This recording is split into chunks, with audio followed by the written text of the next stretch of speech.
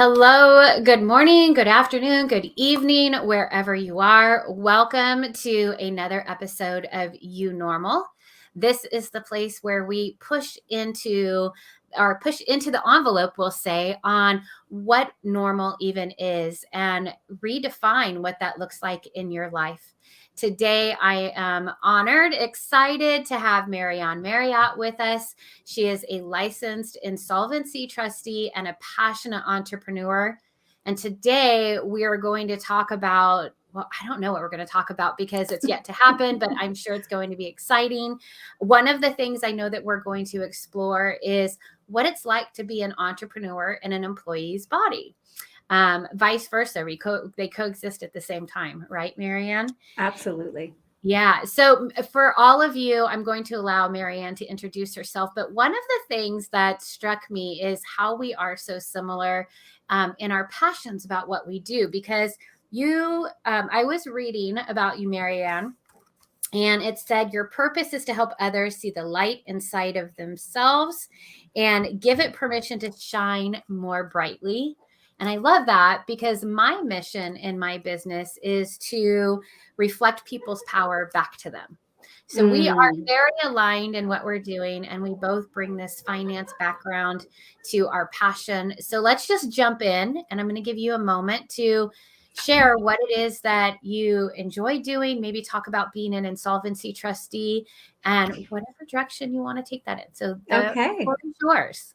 Awesome. Well, first of all, thank you so much for having me on this show. And the minute we connected, I just so enjoyed your company and your light, and I'm just thrilled to be on here with you. So, Oh, thank you. yeah, you're welcome. So, hi everyone. I'm MaryAnn. I am a licensed insolvency trustee with Allen Marshall and Associates, and I'm also known as Dr. Debt because I help people have happier, healthier finances.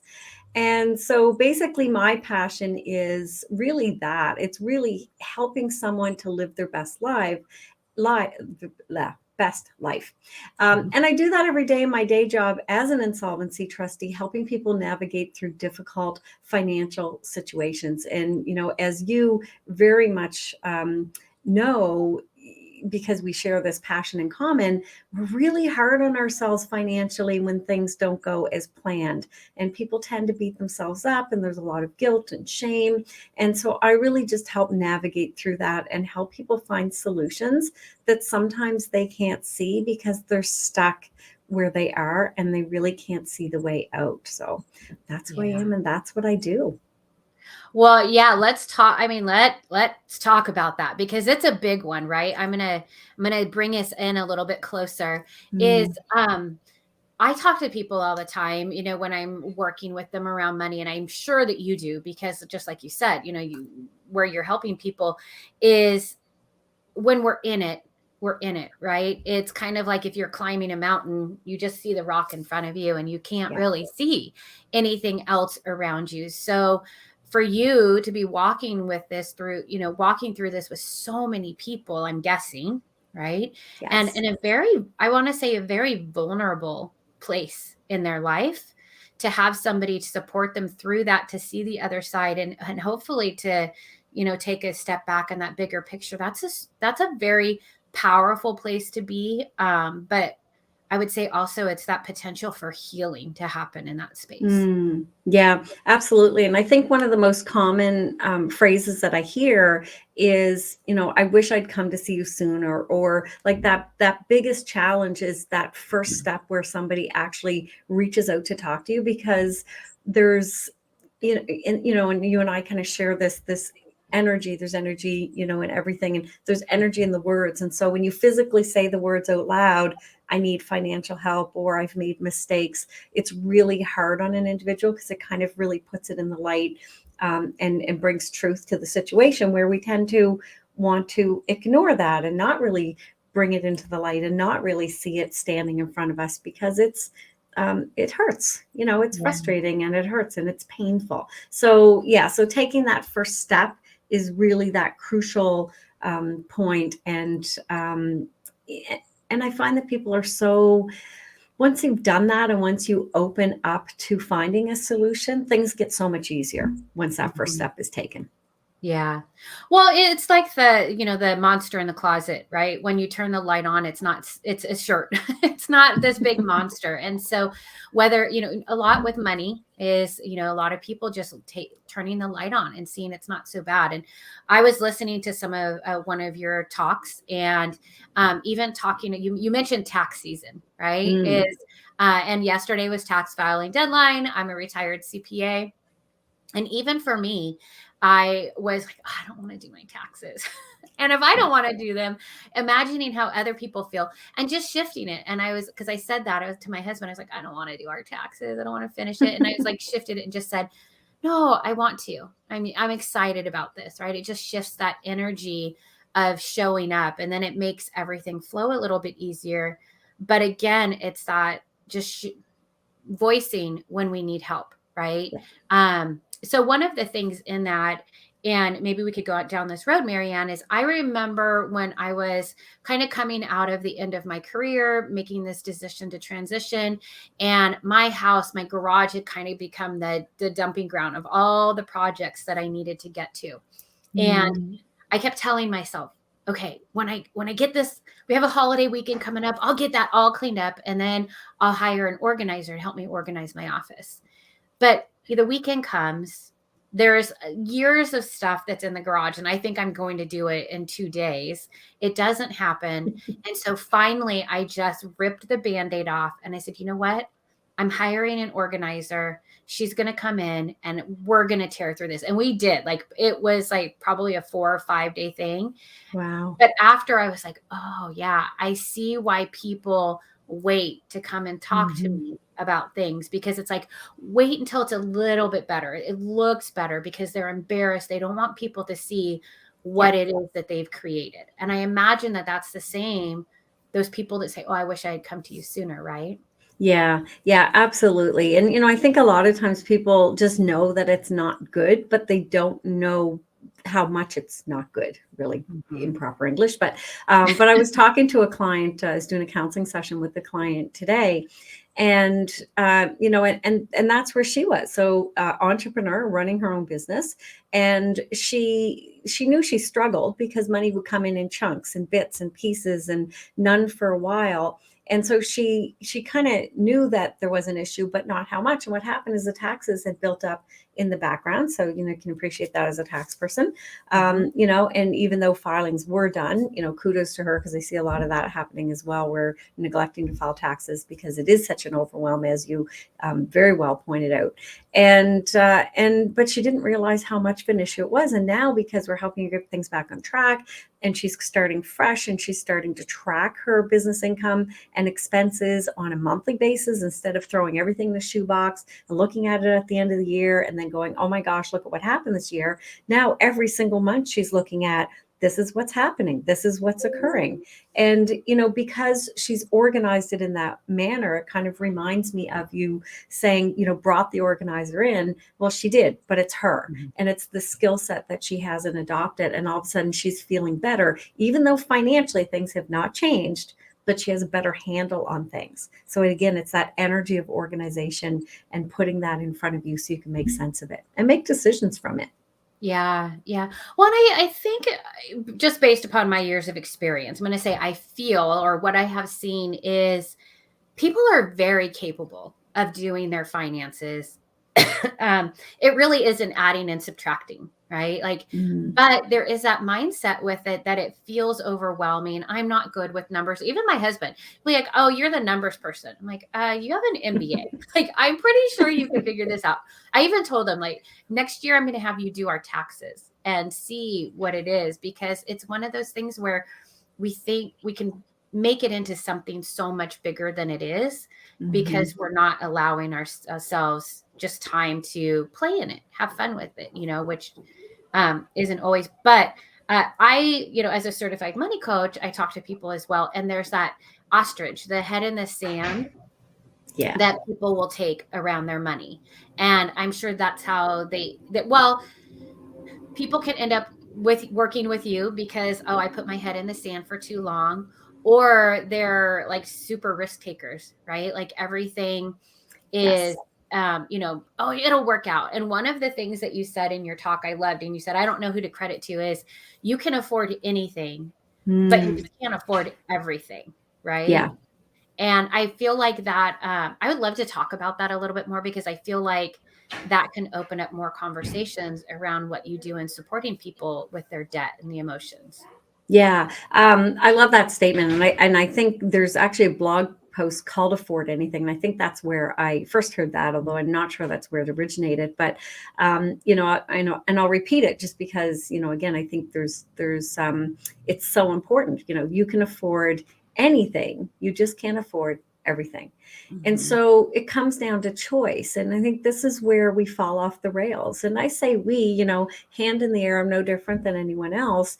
We do the best we can. We make what we think are the best decisions. But, Mhm. our whole life is trial by error. So you just go out and you try to figure it out. And you hope you don't mess up. But I have a news flash for you. You will. We all will many times. That's just part of the process.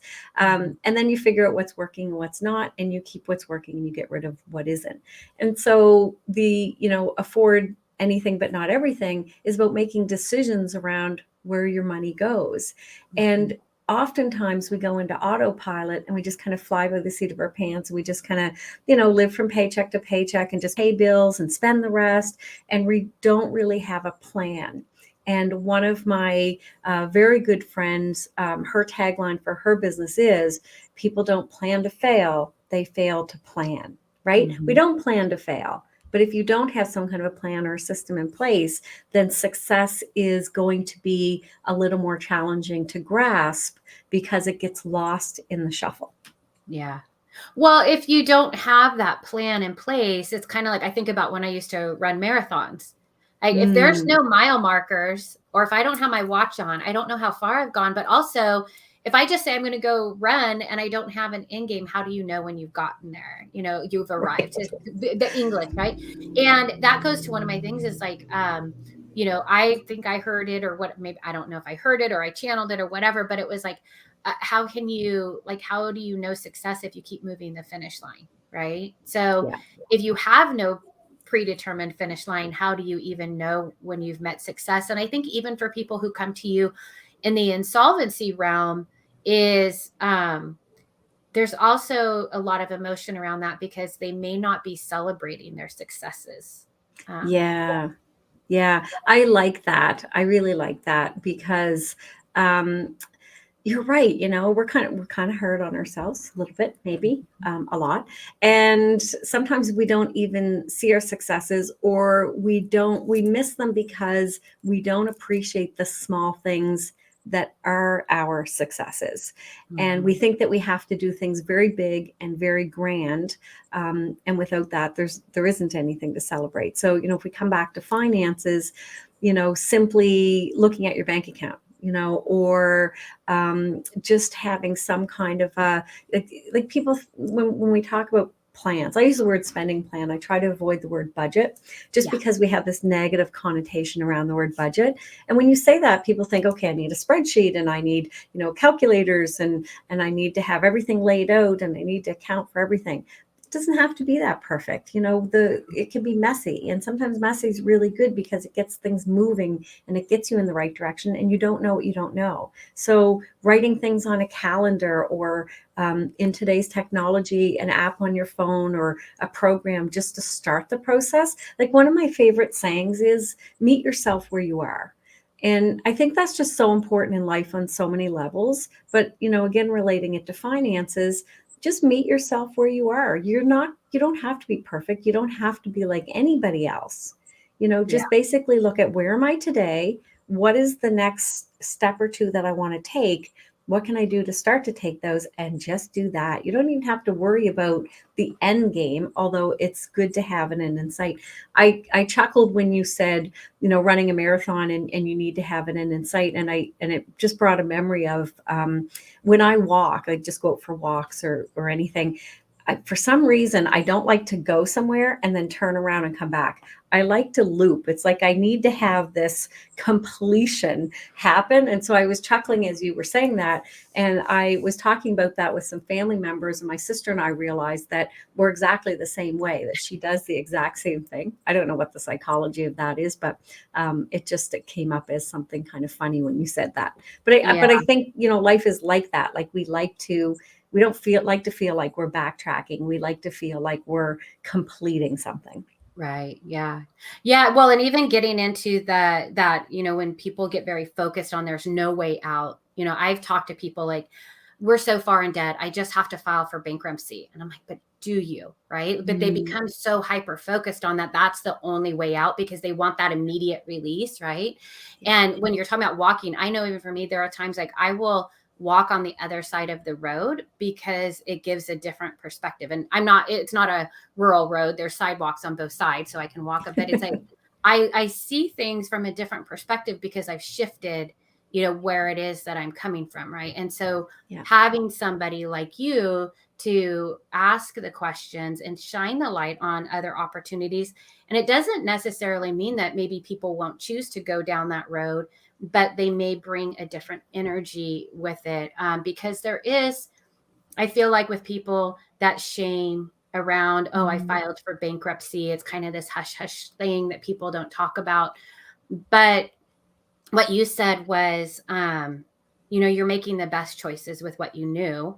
And yeah. we won't dive into it too much. But when it comes to money, there's a lot of people who don't know a whole lot Yeah. about how to manage their money. And myself included, I've shared with people that when I was a CPA, I was making all this money, but it never went where I thought it would. And so when I Mm, kind of transitioned out of that, I wanted to understand it better. And I've talked to people who are financial planners, CPAs, bankers, if you will, people that you would think would know how to handle money. They know how to make money. They know how to be successful in their careers, but that doesn't know that they understand the emotions around money.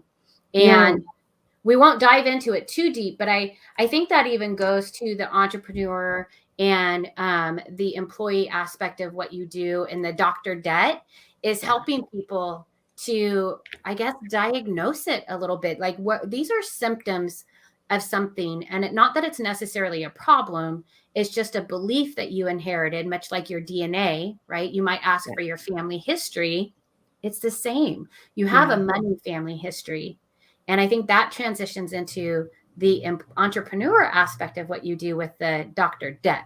And so maybe we could talk about that a little. Yeah. Oh my gosh, you said so much that I want to unpack there. I Go for really, it, whatever you want to yeah, talk about. I know. I'm like, I don't know where to start. So I love that you tied emotions to money, and and the fact that um, I'll often see professionals who handle other people's money well, but handling their own is difficult, right? Because it's that Mhm. emotional aspect that gets brought into that, and and I always say, again, another saying I say all the time, tell me where in the book of life it said you had to get it right the first time, and that relates to our money, it relates to our relationships, it relates to our health, and I'll tie in kind of that health money aspect in a moment.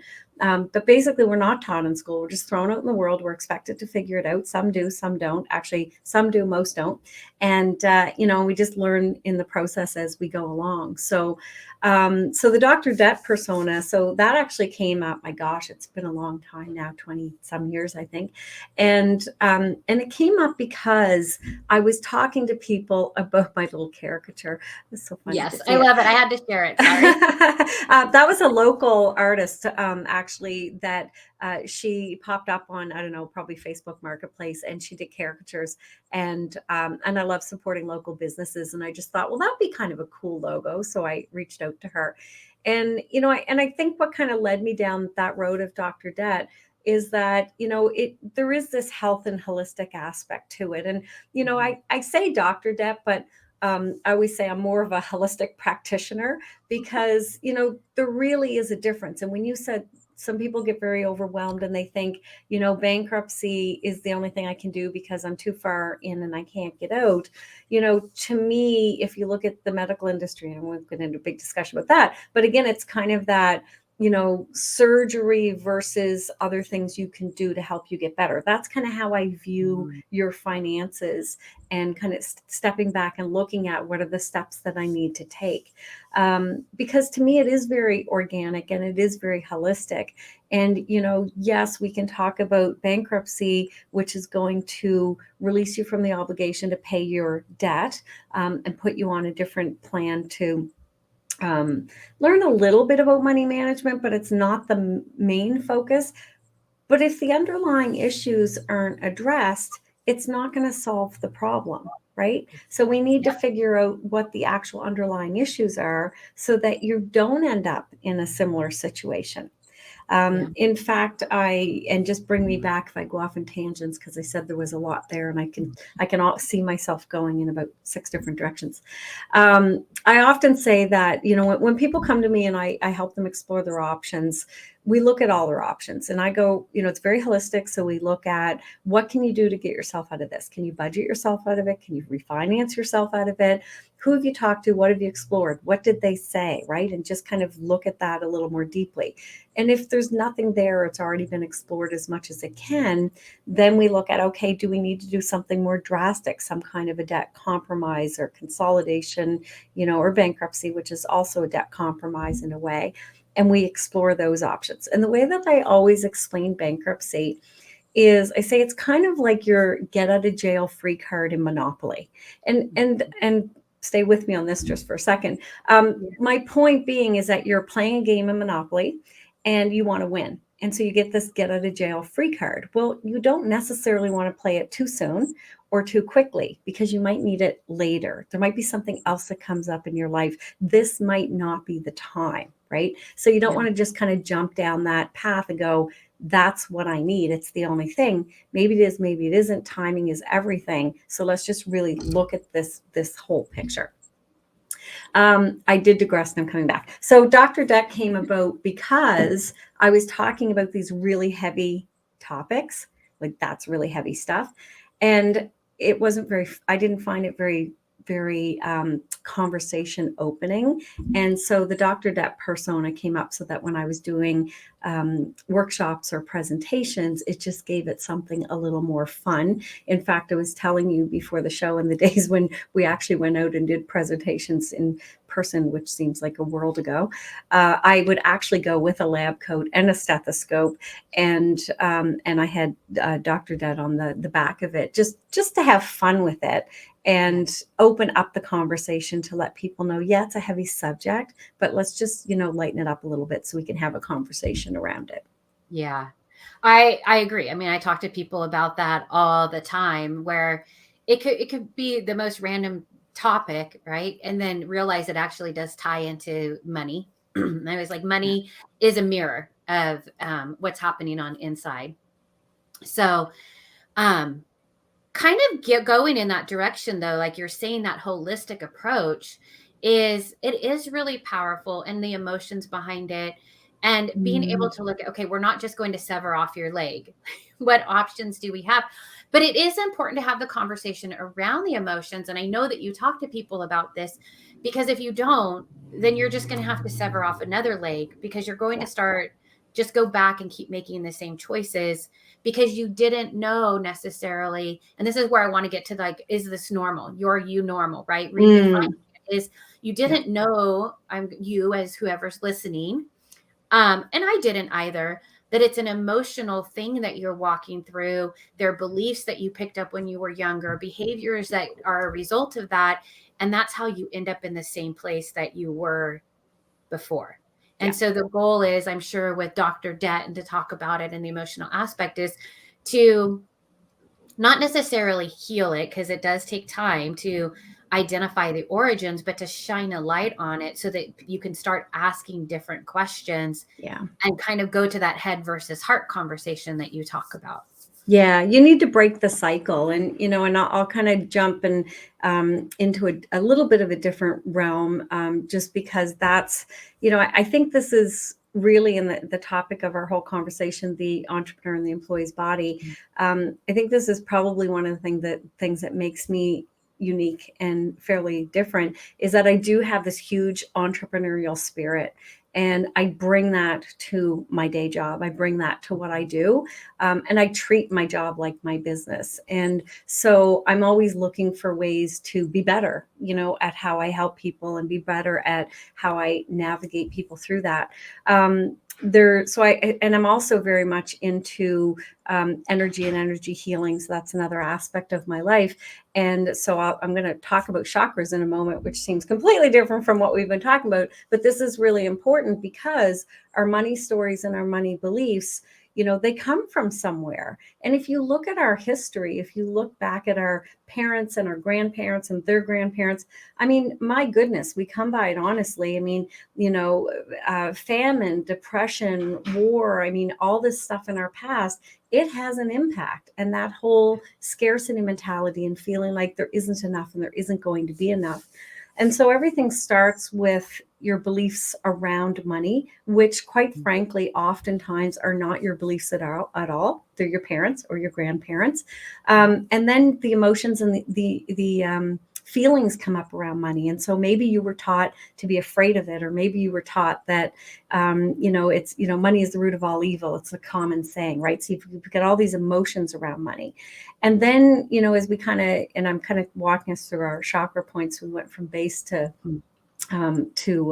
sacral. So when you get your solar plexus chakra, it's that place of action and activity. Now that's what we're taught to do about money. So how are you taught to manage it, to budget it, to, pay your bills, to bring money in? And then we move into our heart area. And this is where, do you love money? And this next statement will sound really weird, but do you allow it to love you? But what's your relationship with money, right? And that goes down a whole nother path of, have you supported it? Has it supported you? And then when we get into the throat area, the throat chakra, it's all about how we talk about money. Well, how do we talk about money? I'm broke. There isn't enough. I can't afford it, right? I mean, this is just ingrained in us. And then when we get up to the higher chakras, that's where you start to shift. That's where you step back and look at, interesting. That's a belief I have about money. That's where that came from. Wow, look at how I talk to myself about money. Look at how the thoughts that are coming up around that. And that's the point where you start to be curious and be open to new ideas and new possibilities. That's your shifting point. That's probably the thing that makes me a little different, is that I bring that to my life, for me personally. And I've had my own money challenges. And I bring that through, because that's me. I bring that through, in my day job as an insolvency trustee, and help other people see that in themselves, because I think that that's where the healing is. Yeah. Well, talk about, like, there's so much good stuff to talk about there. I love what you said about that you treat your job as your business, because we are our brand, right? And I think if you bring that entrepreneurial spirit to the job, then it shifts, right? That it shifts your perspective on it.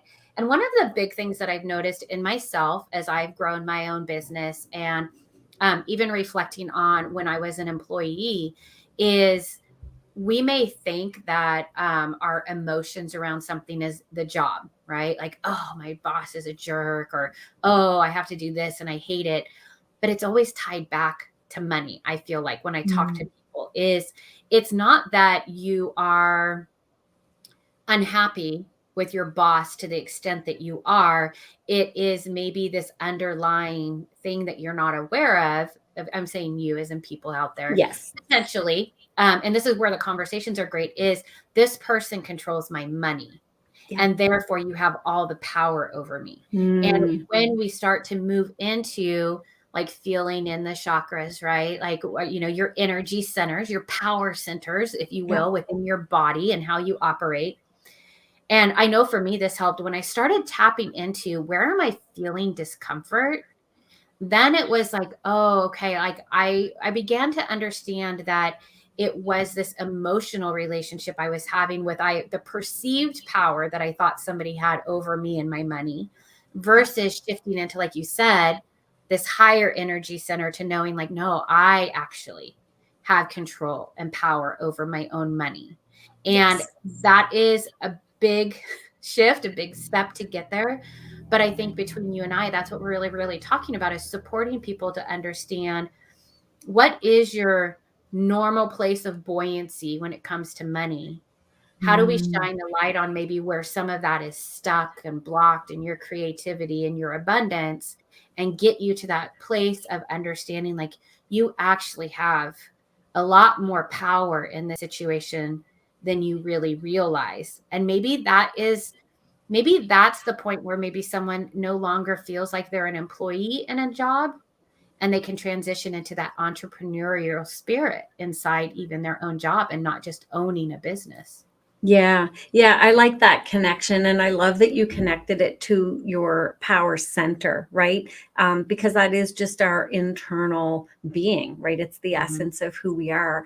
And that ultimately, you do control really everything in your life. In fact, I was just, I think I was on Facebook group and we were talking about the law of attraction and, Mhm. and manifesting and saying, how wonderful it is when you manifest. And I put a post on there and I forget exactly how I worded it, but I said, we're manifesting in every moment of every day. I mean, it may be positive, but it may also be negative, right? So everything you create, you are creating in some way, shape, or form because of what we just talked about, your experiences, your beliefs, your words, your thoughts, everything that you do.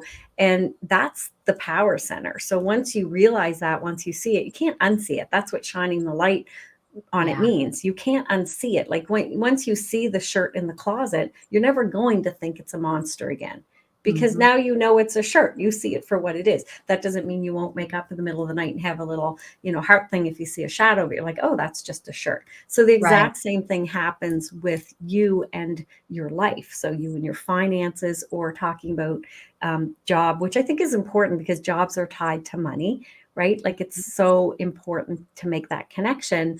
That I think where that shifted for me, I worked in this industry for 10 years, and then I left for 7 years to sow my entrepreneurial oats. That's how I say that. And basically, and little side note on that, crashed financially, couldn't afford to pay my bills. Welcome to entrepreneurship. And so I went through all the stuff that I help people navigate through. And then I came back to the industry, but I came back a different person. And the reason I've never said this out loud, and I just realized this as I'm about to say it to you. And the reason I came back as a different person is because I tapped into that inner power and I let Mhm. it come out and I let it shine. And I started to be who I was always meant to be, like just, Mhm. authentically me. And then when I came back to the industry, I brought that person with me. That's where I think we lose ourselves. Like you have to be authentically you. Now, I'm saying that knowing that But that's not, let's yeah, pause there though, because that okay. is like if I took a sound bite and could share it with the world, that would be it.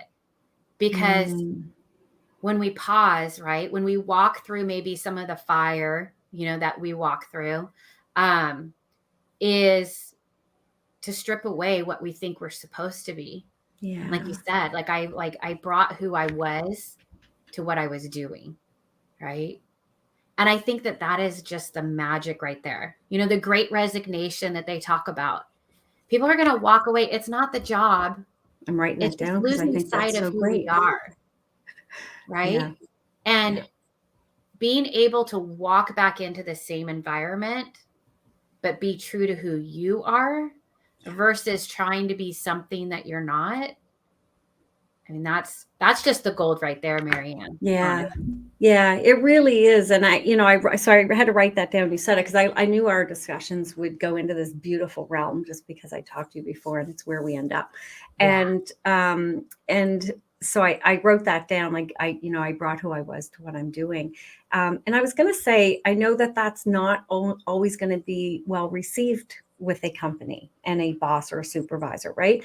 And so Mhm. I think it's important to say that because I can feel that I can feel people out there, hearing that going, yes, but, right? But so I think that it's important to have the balance because, bringing your authentic self to your job but not respecting the company, the job, the culture, your supervisor, boss, et cetera, that's not going to work. I mean, you're just constantly going to be butting heads, right?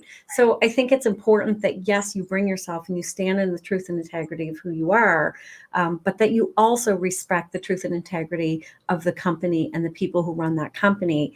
And just like you would as an entrepreneur in a business, you're not going to fight with your clients or your the people you collaborate with. You're going to find that win-win, to quote Yeah. Stephen Covey, because I love him, right? So find that win-win. Well, we could probably spend a whole hour just talking about that, because when you start to do the work on yourself, right, to identify, well, what is my authentic self, and have everything stripped away, when you go back into the same relationships, it's not the same. Mm, That person is exactly the same as they were when you entered into a relationship with them. It's just that you have changed. And I'm saying this to all of you from life experience. When yeah. you change, then that person is going to try to interact with you in the same way they always did before, which, by the way, it worked for you at some point. That's why you were there, right? Yeah. And so you're the one who's changing the rules. So you can't get mad at the other person. But Mm, it is a great opportunity to, like, I think for me, it was always an opportunity for me to learn more about myself. yes. And why was that a good relationship for me? And has it changed? And then, to your point, understanding that maybe that relationship changes, and so you go to somewhere else that is more in alignment with where you are at this time, now that you're like, oh, I'm going to bring my authentic self, so now I'm ready for a healthier relationship too. Mm. Oh So my then gosh, I I'm just having major aha moments as you're talking. ah, well, good. So I just Yes. wanted to pause and say that, yes, Yeah. I think that that's a big part in whatever you're doing. If you're healing your money wounds, if you're your money story, so to speak, if you're rewriting it, let's say that we're rewriting it, right? If you're rewriting what is normal for you, then your relationships are going to change. And Yeah. so just to have grace with yourself in that. And for me, I had to also, I didn't have to, but I moved into a place of gratitude for these old relationships, because without them, I wouldn't have learned something new about myself. And then I have gone back into like the public accounting arena as this newer version of me. Yeah. And I was like, oh, I was able to take that with me. If I just stayed true to it, if I didn't let fear override this thought of, but they want this old Robina. I'm like, no, but I'm staying true to the true Robina and bringing that into what it is that I'm creating. And bringing so much magic in the process, because the old Rabina wouldn't have brought that same um, element. Mind you, the older version of you brought what was necessary at that time. I wrote down as you were talking relationships, because I think that is so key. And the kind of the aha moment I was having as you were talking is when I look at my journey, and I've seen so much through it. But I remember when I worked in this industry initially, I can remember being in my office, and it was I don't know, 8x8 office, and there were no windows, and I was kind of doing the same thing all the time, and I just had grown bored. Like, it was stifling to me, and to me expressing my creativity, and I know now how important that is for me, which I think is why that entrepreneurial aspect is also so important, and keeps the job satisfaction there, because I have that expressive side. But my so yeah, so two thought process. So I was looking at how I had transitioned through that and the different jobs, and I was just connecting how they were relationships. So I look at my Mhm. relationship with the first job, and I can see the cycles, and then the self-employment, I can see my relationship with that. It was fun, it was exciting, a little dangerous, and where I took that and where I went with that and the growth I had. And then I went back and worked with a gentleman I'd worked with before, and I can see how that relationship played out, and it was very nurturing and very creative. And then I shifted to another that I was kind of being I didn't have that same ability to express myself as much, and I could see that playing out, and leading me to where I am now, which just love where I am, love where I Yeah. am, love what I do, love the people I work with. Like, I just couldn't have handpicked a better group of people to, spend majority of my time with. So my point is, relationships are really what's so important, because we look at our relationship with everything. So we can look at our relationship with our job, with our money, with our of course, our people. That just makes sense. But really, you can look at your relationship with everything and really evaluate, not only is it supporting you, but are you supporting it? And Right. are you growing together? What are you learning? It's not always going to be easy. There will be struggles, but are they benefiting you in some way? Which they pretty Right. much always are. Yeah. Well, we've talked about this, like the whole relationship with money, even like that could be an all day conversation about having a relationship with money and transforming it. Like I even say in what I do, I walk people like through transforming their relationship with money. And it really is true, is like, I look at it as like, what if money wants to be loved? Like we all want Mm, love ultimately underneath a lot of the stuff that happens. And so, what if you were to love on money? Like, yeah. to love the debt. Like we talked about that when we were first meeting, right? Is just to love Yeah. on debt even and be grateful for it. How would that transform? I know it sound kind of like odd probably in your business, but if you were to tell everyone that walks through your door, like, okay, well, we're going to start with gratitude. We're going to be so thankful for this debt. Like, we love you, debt. And people would probably walk. But imagine if we we provided that freedom in that space. Yeah. Well, and I went through that journey myself. And so, and I have had that conversation with some of my clients that I know they're in that headspace. But I went through that myself where, I did struggle with a lot of debt. So again, I said I was self-employed. I had very limited income. I had a family. I ended up using credit to survive, and then carried that debt with me when I transitioned. And I went through that journey where I had to step back and look at, yeah, this is debt, but it's so much more than that. It's the house we're living in that we would have lost had I not had that Mhm. credit to rely on. It's the uh, and the activities that the kids, were in, the experiences that they had. It's, the fact that, well, I mean, we just, fed ourselves, right? So I looked at all of the things that came from this debt, and I started to have gratitude towards this debt for everything that it had given me and allowed me to do in a time where it was very challenging to do any of that. And it shifts your perception of it. Doesn't Yeah. always make it easier to wake up to, but it does shift your perception of it. Yeah, right. Yeah, it doesn't always make it easier because that's rests within us, right? Like you're saying that you wake up in the middle of the night and the monster sitting on your chest, it makes it really hard to breathe and to grasp onto something to calm your nervous system in the moment. It can be a challenge, especially when it comes to finances. I mean, it's interesting to me how big of a hold I felt like finances had on me for so long. And now I've Mm. moved into such a carefreeness around it, and I'm learning something new about myself all the time. But I do want to talk about the piece of being an employee and an entrepreneur, because now you've gone through the entrepreneurial piece. And I don't want to say that it failed, right? Because we learned so much in Yeah. like taking the opportunity to learn something about ourselves.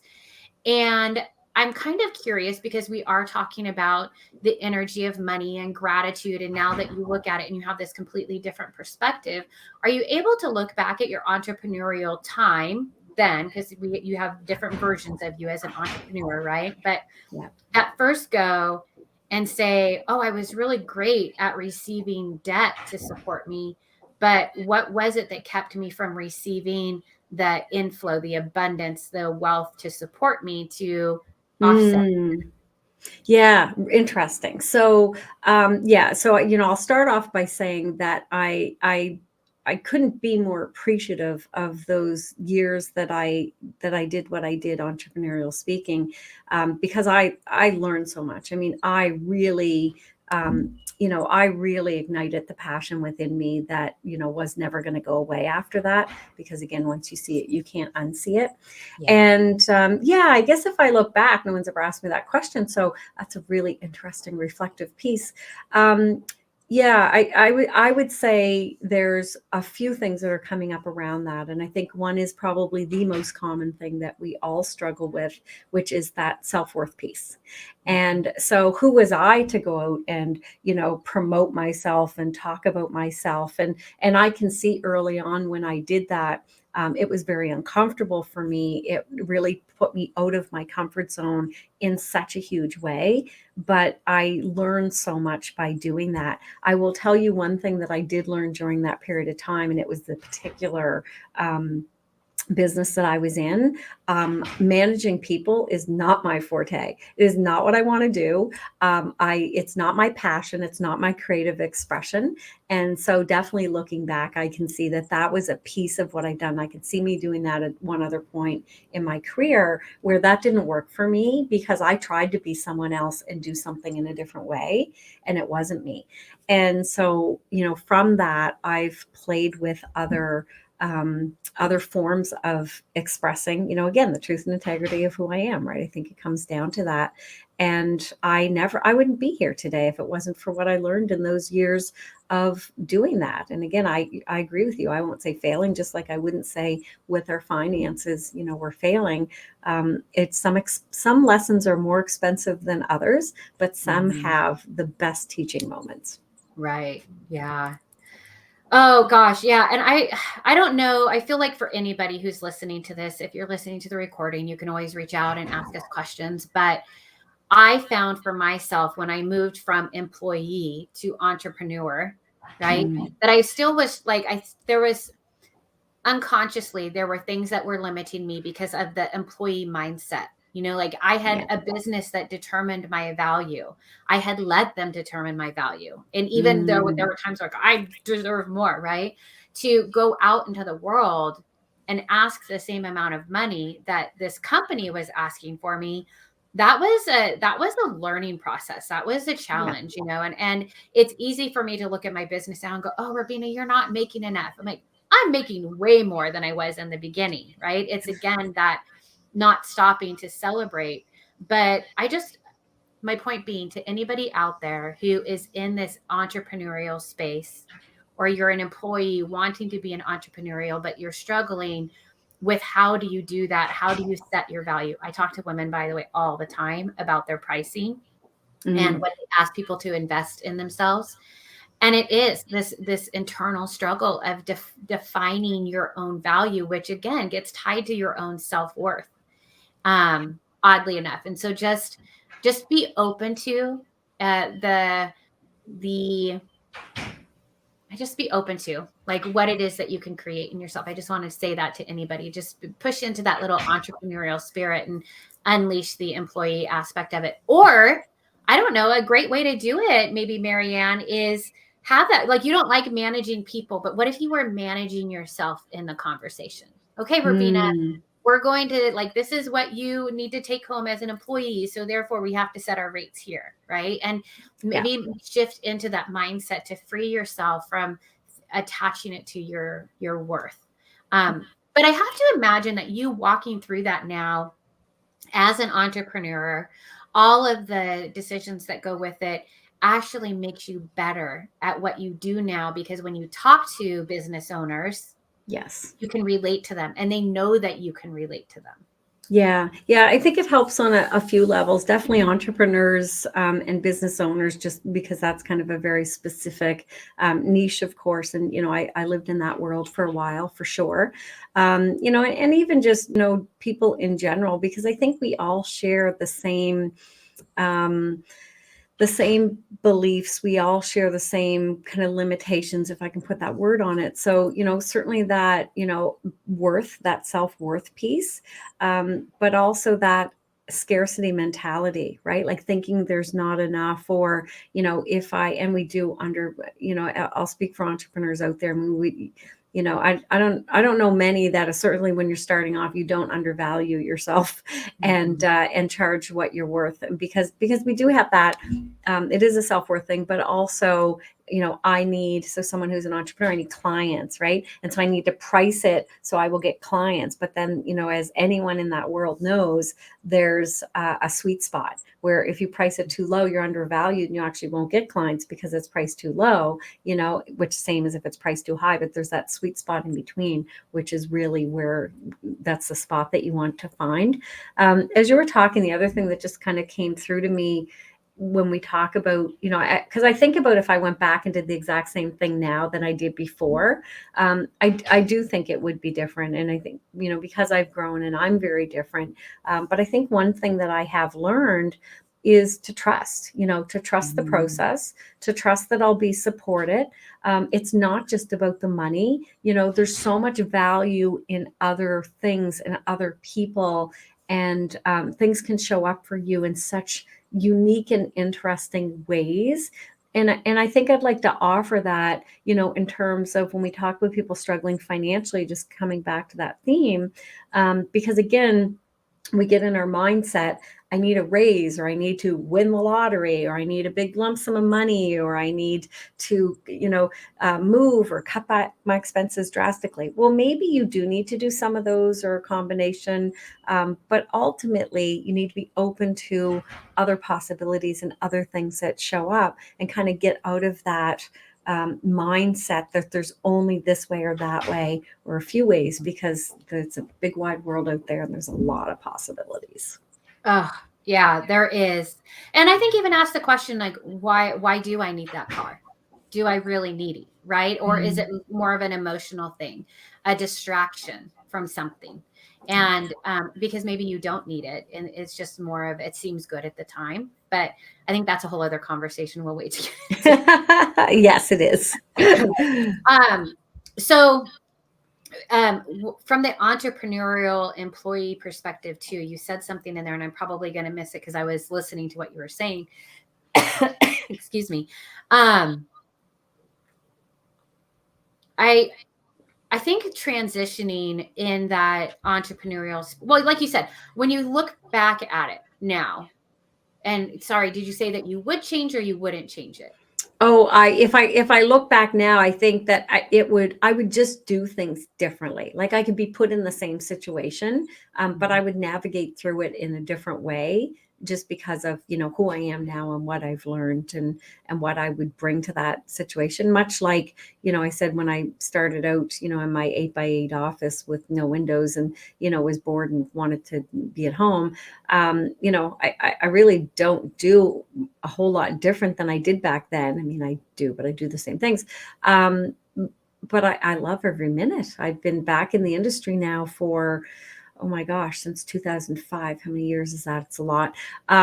Never bored. Like there hasn't been any of those days that I've gone, oh, I'm really bored, or I'm tired, or, I don't want to be here doing this. Not one of those days. Like I just absolutely love what I do, but it's because I am who I am, and I'm bringing that through, and I'm helping people because of it.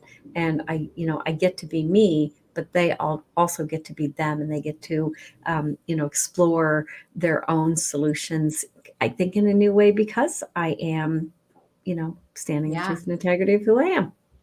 Well, and when you trust in the universe, right, then that is going to be conveyed in what you do, so that the other person is able to trust you, right? When we're scared of everything, and who knows, even by you doing the insolvency work and then going to be an entrepreneur, some of that was always maybe in the back of your mind, like, oh, I'm going to end up like all these other people, right? Like we attract, because you were talking about law of attraction.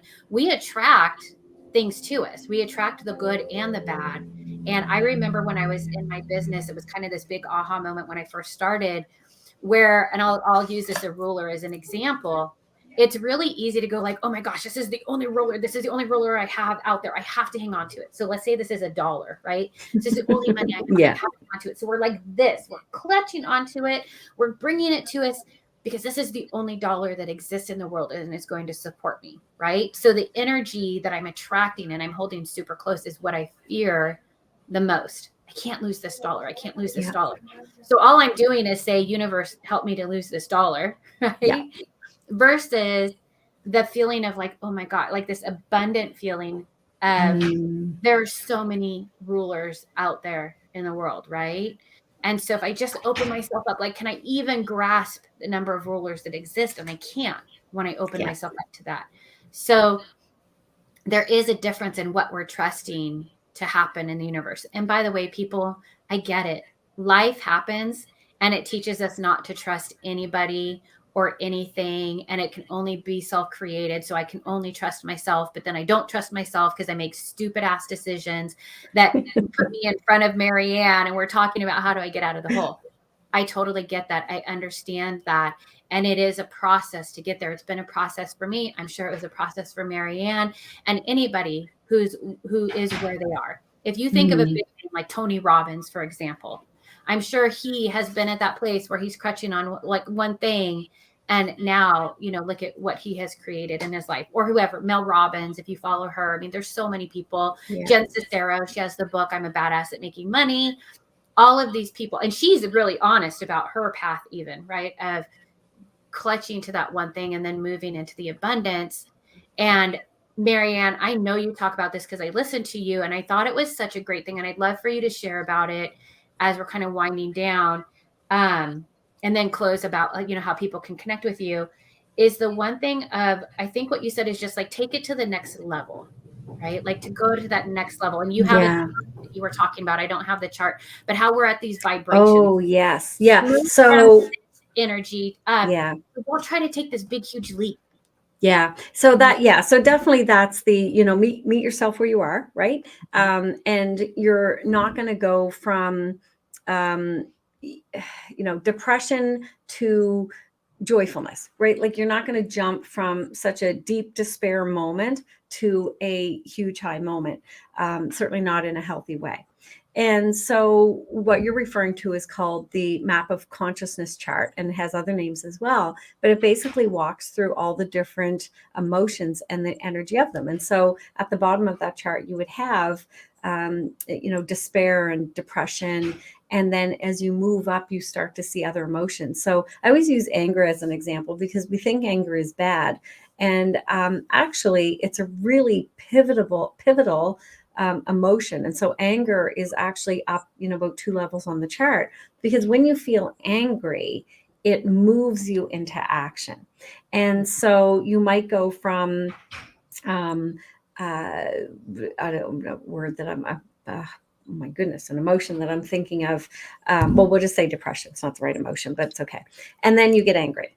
And then once you get angry, it opens you up to being open, to seeing what's next. And maybe you become a little hopeful, right? And then once you're in that place, then you start to move a little bit more towards maybe trusting and accepting and allowing. And then once you play there for a while, then you can start to move more into that space of joy and love and peace and bliss. So meet yourself where you are. I mean, you don't have to go from, struggling in whatever area of your life you're struggling to being perfect at it. You're just going to take one step after the next, after the next. It's an ever evolving process. I mean, that is what life is about. It's not about getting it perfect the first time around, because none of us do that. It's really about just learning the lessons, integrating them, playing with them, being open, being curious, and just continuing to evolve in the brilliance of who you are. Yeah, it's perfectly said. I agree. And I think even when you go with the depression, like that is a real place that you can be around money, right? And maybe it does transition into despair. There's the word I was looking for, despair. Despair. Yeah. Yeah. But then you can transition into anger, and maybe you take angry action. It may not be the best action in your mind, right? But everything happens for a reason. So it's going to result in something. And again, it's that opportunity after opportunity of what you're talking about. And so you just kind of like go to the next level and see what comes out of that.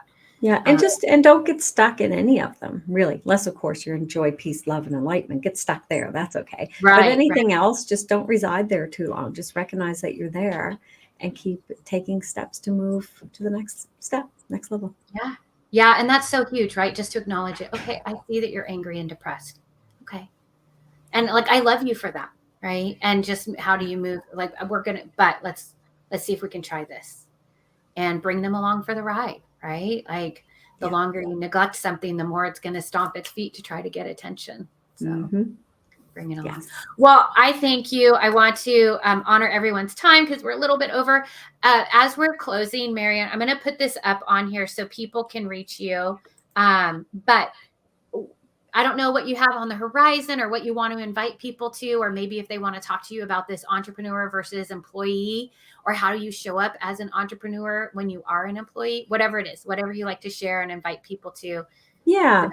I mean, really just, I'm here to help you be the best version of yourself that you can be. So if anybody has any question, you can reach me. I put my Dr. Det info up just because it's really easy to remember. So info@drdet.com will reach me.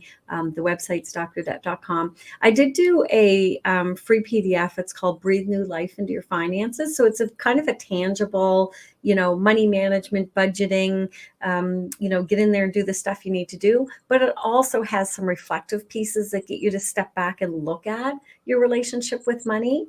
And that is at drdet.ca/breathe, BREATHE.